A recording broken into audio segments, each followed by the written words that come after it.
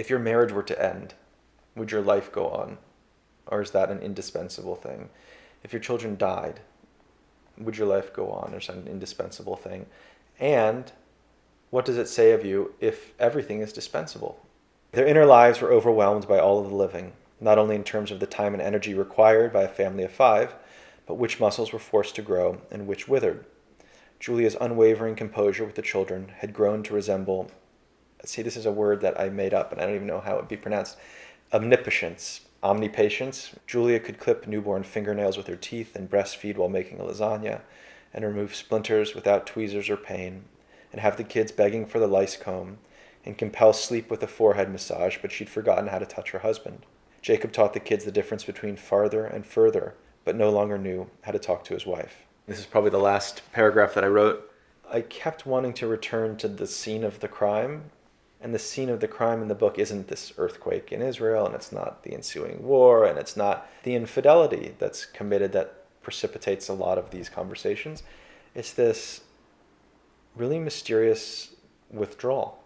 These two people withdraw from one another over time, not because either of them is bad, not because either of them was wronged, but because they did. There's a temptation to see everything as that's depressing, or that's inspiring, or that's the right way to be, or that's the wrong way to be, or we are in love or we are not in love, as opposed to a more nuanced way of looking at family life. That nuanced way of looking at family life is what Jacob really wrestles with.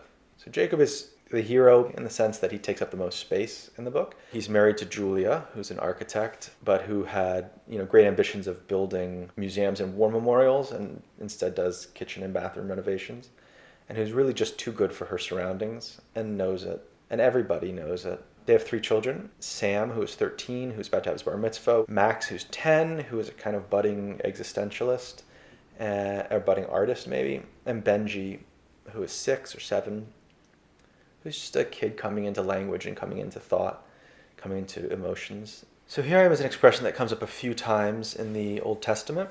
The most important use is in the story of the binding of Isaac. So that story begins with the sentence, and then God put Abraham to the test. He said, Abraham.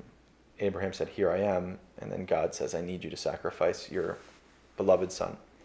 And so some people interpret that as the test wasn't actually to sacrifice his son. The test was how he would respond to his name. One can say, what is it? One can say, I'll be there in a minute. Abraham responded, here I am. And that's really problematic for Jacob. He doesn't know how to reconcile his needs and the needs of others, or the needs of his children with the needs of his wife. So if I were to ask you to describe the book in one line, a sentence with a lot of semicolons. It's a book about people striving to be ready.